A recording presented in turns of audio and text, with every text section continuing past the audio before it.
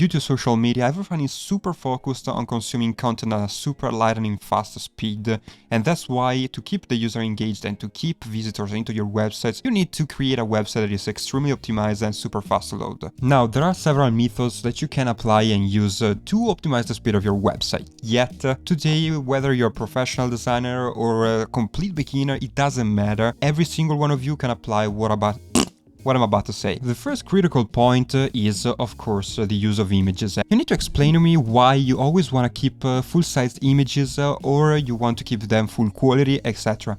It's completely unnecessary and it slows down your website by a lot. In fact, this is the most common problem when it comes to a website that is too slow. What I personally think is that a lot of people are scared to optimize their images because they think that are going to make their website look less professional or the images look crappy. But if you optimize your images using the correct method and the correct platforms and tools, you can truly reduce the file size of your images and optimize them for the web without losing quality. So let me show you some simple methods to achieve that. Let's optimize some images. The first thing, of course, we need some images. In this case, I don't have a project, so we are going to find some images on Splash, which, by the way, is the best website for free images, and I use it every single day for all of my concepts. For example, let's take this one, Friends, a website that is absolutely mind-blowing to optimize images is Scoosh.app. The website is extremely simple. You just need to drag the image into the website and you can see the image full size, so you can zoom in, zoom out, you can move the image to just see some details if you want. First button that we have, first switch, is the resize, and I highly recommend you to size down your image. In 99.999% of the cases and scenarios, you don't need an image that is 6K, just use a full HD resolution. And of course, if you zoom in, you can see the difference because you're going from 6K image to a full HD image.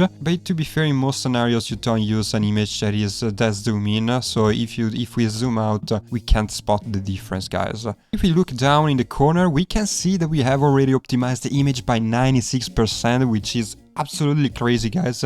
Initially the image was 2.51 megabytes and now is 100 kilobytes. As you can see down there, we also have some other options for the compression of the image, and I usually use WebP for the images that I put on websites because it's the most compressed one. It's also compatible with all the modern browsers, plus we have other options. For instance, if I have this image and I know that in the website is going to be smaller, I can put the quality and I can drag it down and I can put the effort and tweak the settings here. So as you can see, the image is going to be even more smaller. Now to export the image, just click this button and you can download the new version of the image. Another website that makes everything quicker is TinyPNG. It's an extremely famous website and it's been around for an eternity. You just drop your image, you don't have to play with settings, etc. It compresses the image by itself and you just need to download the image. The plus of this website is that you can upload up to 20 images, max 5 megabytes each. So if you have a lot of images that you need to optimize, you can use this website if the images are not too big. Last but not least is Optimizilla. Is the same concept as TinyPNG. You don't have settings to tweak, it's super fast, so you can also use this website.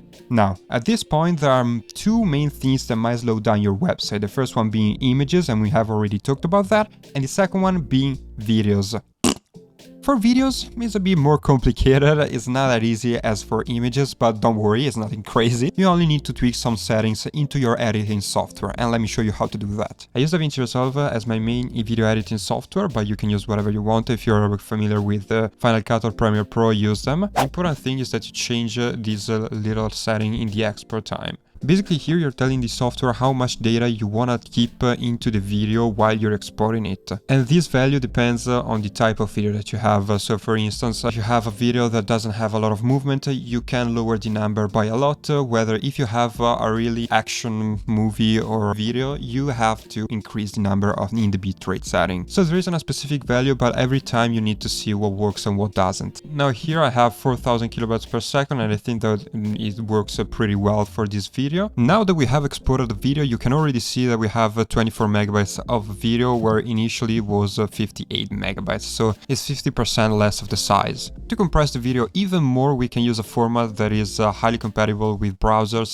and it's made just for browsers, which is WebM. You can go on Cloud Convert and convert the file from MP4 to WebM and select the file and just upload, and the program, the website, does everything by itself. And after a conversion, you can see that we have 14 megabytes of video where again initially the video was 58 megabytes.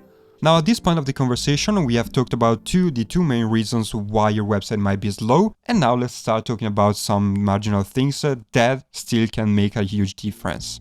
I know that animations are super cool, I love them, I love putting animations into my website, I love to discover new animations, but putting too many animations into a single website or a single page can extremely slow down the entire user experience. There is a time and place to slow down a website just for animations when you want to create portfolios or experimental websites where you know that you're going to sacrifice a little bit of the UX to experiment with new concepts, with your animations, for example with the 3D space. But in general, for instance, if you want to create e-commerces or websites that convert, you don't want to put a lot of animations, you want to keep the user experience extremely clean, especially to guide the user attention where you want it to be.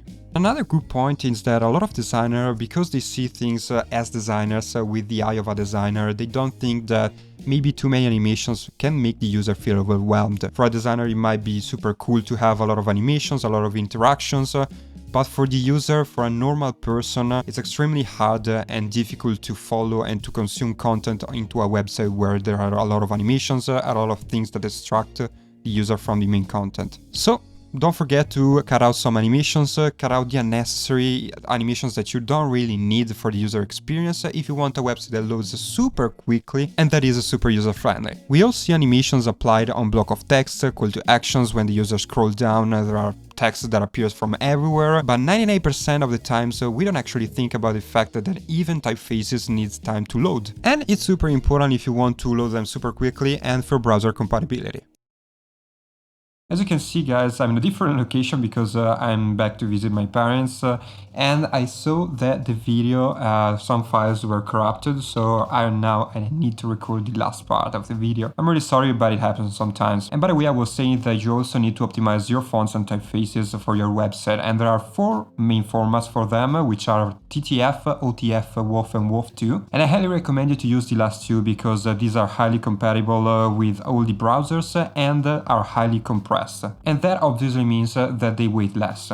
By the way, if you want to know more about these formats, I will leave you a link in the description down below. So that's basically it, guys. If you want to optimize your websites to load quicker and to make the entire UX faster. And by the way, let me know in the comments down below if you want to see a more detailed video about typefaces and how to use them in your website. And if you found this video helpful, drop a like, subscribe to the channel, and I'll see you in the next video.